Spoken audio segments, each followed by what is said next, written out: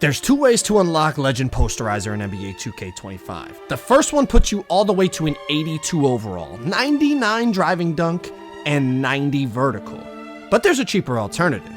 You could go half Posterizer, which is 96 driving dunk with an 85 vertical. This will save you some attribute points, but then of course you're going to need to go to your badge perks and use your badge max +1 in the tier 1 slot on Posterizer to push it to Legend. Whichever method you use to acquire Legend Posterizer, it's going to be one of the most expensive badges you could possibly get on NBA 2K25, and in this video we're going to put it to the test and see if it's actually worth it. But first, what if I told you if Caleb Williams throws for just 1 yard this weekend, you could win some money? Well, you're going to want to check out the sponsor of today's video, Prize Picks. Prize Picks is simple. First, you got to choose your sport. Then you got to choose the categories within that sport. Then select your players and decide, are they going to go more or less than the predictions in those categories? The more picks you get right, the more money you make. Prize Picks is available in over 30 states, and if you use my code to sign up for Prize Picks today, they will give you an instant $50 in free play when you place your first $5 lineup. Age restrictions apply. Please play responsibly. Thank you to Prize Picks for sponsoring today's video. So to test Legend Posterizer, I thought what better game mode than the Rec? We need people in the paint,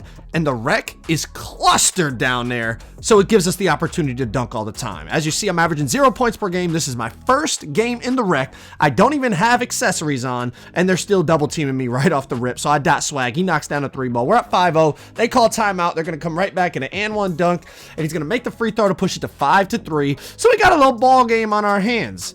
Now, right down the middle of the court, swag hits me first try, Posterizer over the center. He's camping down there. That's exactly what we want. We want to put this thing to the test and really spam these meter dunks and see what we could come up with. Now, I gathered a lot of information over the last week or so testing this badge from bronze to silver, gold, Hall of Fame to Legend. Now, at the end of this video, I'll give my honest opinion about not just Legend Posterizer, but Posterizer in general, and if I think it's worth it, and what, sweet spot, badge level is there, and all that. But first, let's just talk about a few things to understand what is going on with the meter dunking and Posterizer this year. First things first, I talked to Mike Wang. He's been on my stream almost every single night on Twitch. If you guys are not following me, you definitely want to check me out, man. We talked to Mike about meter dunks, and basically we talked about how you can't see the green window this year. So it's a lot of guesswork in seeing what's a good take and a bad take, a good dunk, a bad dunk. And he basically described it and said, think of this meter like the layup meter from 2K24. It's going to fluctuate in size depending on the take, the opponent's badges, the opponent's attributes, your badges, your attributes. And I can definitely see that. I've been testing this for now, about a week and spamming these meter dunks and trying to see what's a good take, what's a bad take. And he's definitely not wrong in a sense of that.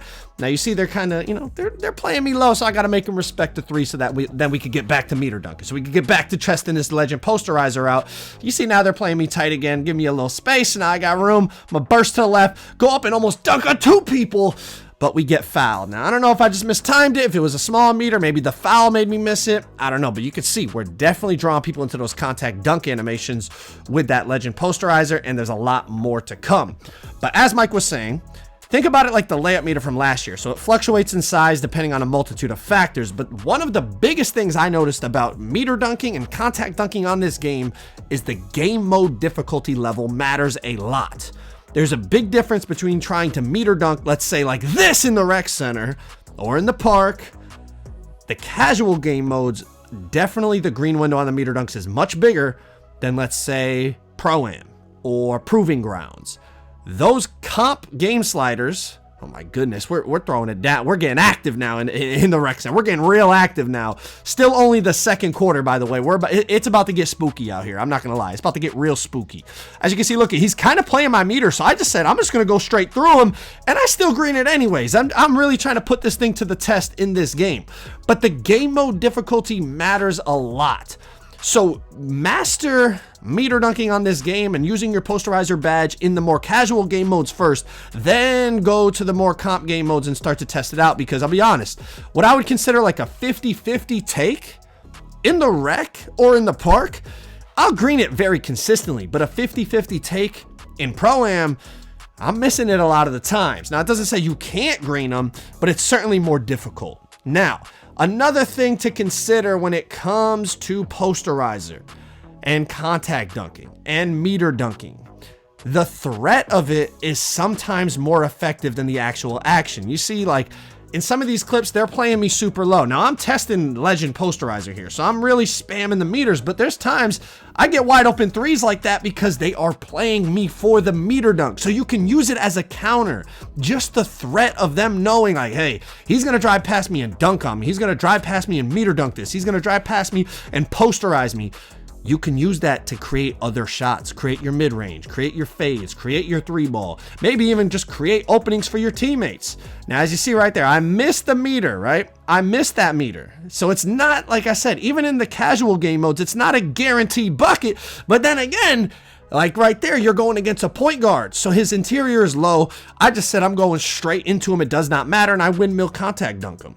The opponent matters a lot. The game mode matters a lot. Another thing to consider when you're talking about posterizer and contact dunks, the size of your player impacts how far you will take off from the hoop due to the dunk animations. Like, I'm on a 6'3". I will tell you, even in past 2Ks, the taller you are, I feel like your launch point on some dunk animations is farther out. It's part of the reason I like to play on as big a build as possible. I feel like I can dunk from further. Another reason last year I used the Michael Jordan dunk package so much was because in that package, you were able to take off from the free throw line on a lot of dunks, whether it was the cradles or like the signature Jordan dunk going to the, I just made a red layup. I don't know. I have a 77 layup. I just made a red layup with real player percentage. I don't know what's going on out here, bro. I'm not gonna lie. I don't know what's going on.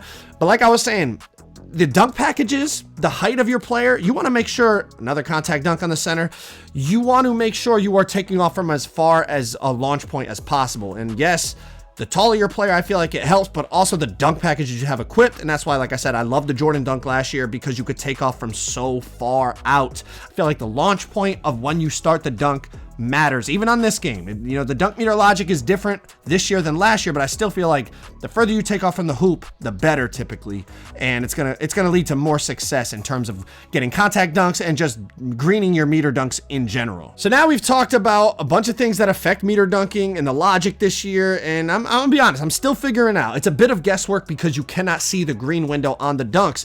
But the more you do it, obviously, the more you figure it out, the better you get. And I've been doing it for a week. So, you know, in another week or two, I think I'll have a better grasp on it. But let's talk about the badge in particular. The reason we're here, posterizer badge. Obviously, when I first started, I had it on bronze. Was I getting contact dunks? Yes. Even on silver, even on gold. Now, I have it half, and then, of course, I use my badge max +1 to put it to legend. Now, let's just talk about what do I think is worth it and what do I think is not worth it. Can you get contact dunks with bronze or silver? Yes. The 50-50 dunks, much more difficult. Doing it in a comp game mode slider, much more difficult. Like, you'll get a lot of very earlies if you're out there with bronze or silver. Now, you start to get to that gold range. Gold might be the sweet spot this year. I can't put my money where my mouth is on that. I'm not going to vouch for that 100%, but that's where I'm leaning towards. I think gold might be the sweet spot. Now, I've played with it on Hoff quite a bit because I've slid that badge max +1 around. You know, I put it on lightning launch. I put it on some other things. Having it on Hoff is definitely very good. Now, cranking it up to legend, do I think it's worth it? In terms of going attributes, if you're going to go 99 driving dunk, if you're doing it for fun, then of course it's worth it. Oh my God, crabbed them. Pull up, green. If you're going to go just for fun, sure. But if you're looking for the most competitive game mode build possible, I think it's too expensive. 99 driving dunk, 90 vertical. It's just too expensive. It's not worth it in my opinion. Another contact dunk after they tried to quadruple team me on the perimeter.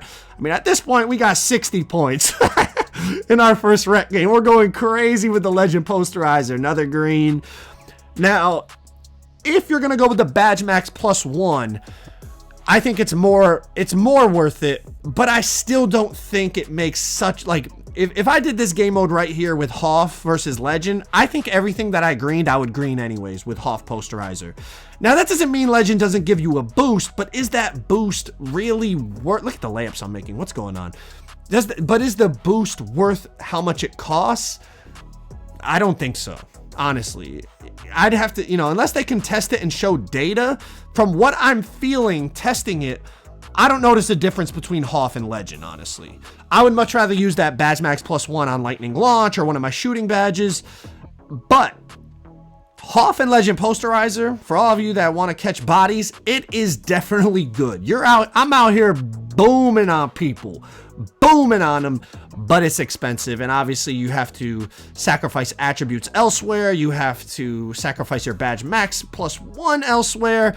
I think it's more valuable to put it somewhere else, but Legend Posterizer, first game in the rec, 69 points. It definitely ain't bad. I'll say that. But is it worth how expensive it is?